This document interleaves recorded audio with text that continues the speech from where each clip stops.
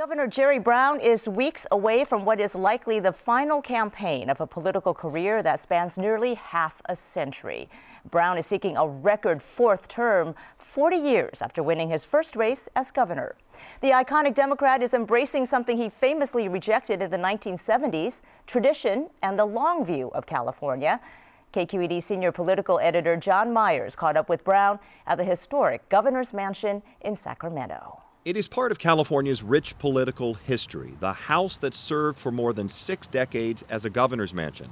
To the public, it's a museum. To Jerry Brown, it was a home, although a home not every governor who lived here appreciated. I think some of the governors from Southern California are used to ranch houses, one story. This is a Victorian house, and they're very common in San Francisco and even in Oakland. Brown was 20 years old and in seminary school when his father, the late Pat Brown, took office and moved the family into the Sacramento mansion. In the last few years, though, Jerry Brown has been quietly bringing this place back to life, from private dinners with legislators to even inviting in distant relatives to help celebrate his 76th birthday.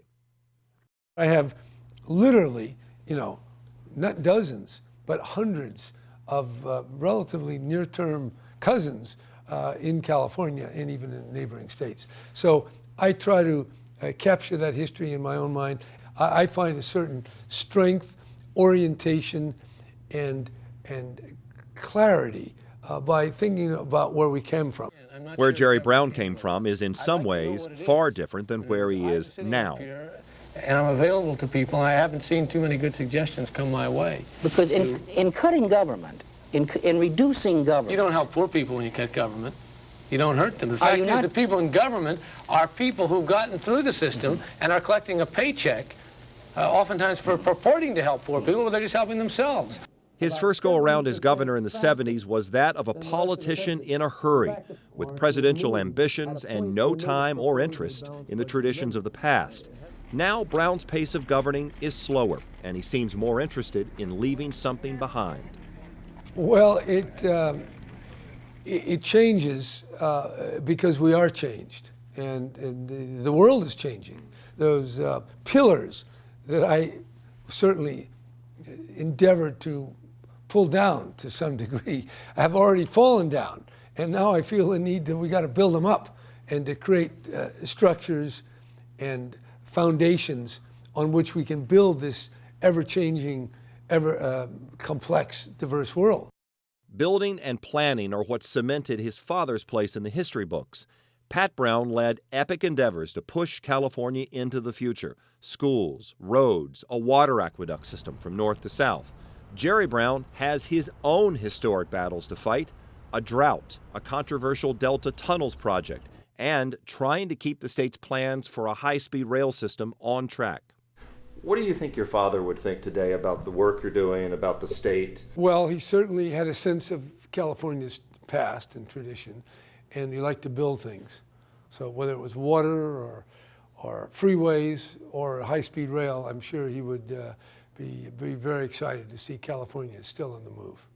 But critics say California, in so many other ways, is stuck. Just this past week, Toyota announced a major exodus of jobs from Southern California. Unemployment remains the 4th highest in the nation, and Brown has been criticized for not doing enough to help close the gap between rich and poor. One place that's been talked about a lot is in the Bay Area and in San Francisco, and these protests against the tech companies and the Google buses. What do you make of all of that? I mean, do those protesters have a point? They have a point because inequality, the return on assets is better than the return on labor and people's ability to make salaries. But it also is part of the economy and part of the prosperity and part of the tax system. So it's a matter of taking reasonable steps, and I think we're doing that. We have raised the minimum wage. We're giving driver's licenses to undocumented people. That certainly is going to help. We have the local funding formula, which directs significant billions of dollars to schools to help them cope with low-income families, with non-English speaking families, with foster care kids, but to try to close the gap. One little state can't do that. Still, Jerry Brown does believe one state can lead the way on things like climate change. He's not only pushed hard to implement the landmark law signed by his predecessor, Arnold Schwarzenegger, he's also pushed for more reliance on electric cars and renewable energy. Watch out, I'm going to start it. But activists believe Jerry Brown contradicts his pro-environment stance on the issue of fracking, the process of using high-pressure water to loosen underground oil deposits. Last year, he signed a law to study its effects, but in the interim, allow fracking to continue. They believe that you're in denial about the dangers of fracking. I mean, they want a moratorium. Some you know that. form, yeah, I understand that. In some cities want a moratorium on oil drilling and production in California. And yet, I haven't heard a moratorium on driving.